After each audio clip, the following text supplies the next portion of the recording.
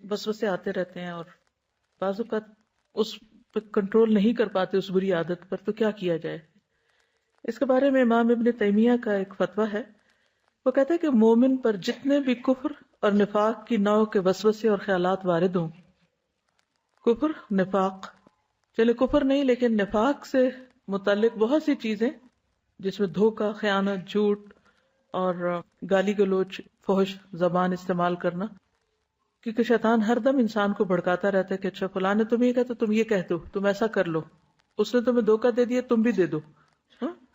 اور انسان کو یہ بھول جاتا ہے کہ نہیں، نبی صلی اللہ علیہ وسلم فرمایا کہ لا تخن من خانک، جس نے تمہارے ساتھ خیانت کی تم اس کی خیانت مت کرو. ہاں؟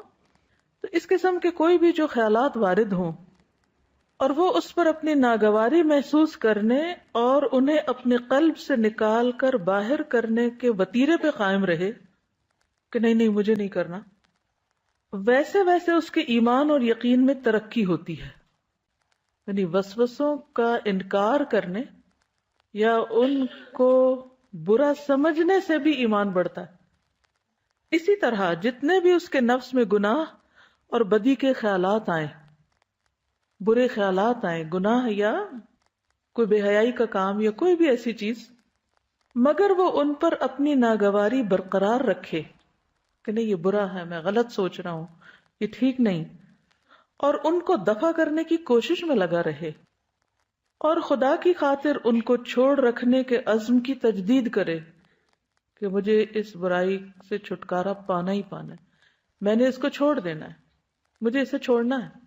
اور وہ دعا بھی کرے، کوشش بھی کرے، محاسبہ، مجاہدہ اور دعا مسلسل یہ کرتا رہے، اتنا ہی اس میں تقوی اور نیکی پروان چڑھتی ہے اور اتنا ہی وہ شخص صالح بنتا جاتا ہے، یعنی اس کی نیکی میں اضافہ ہوتا جاتا ہے.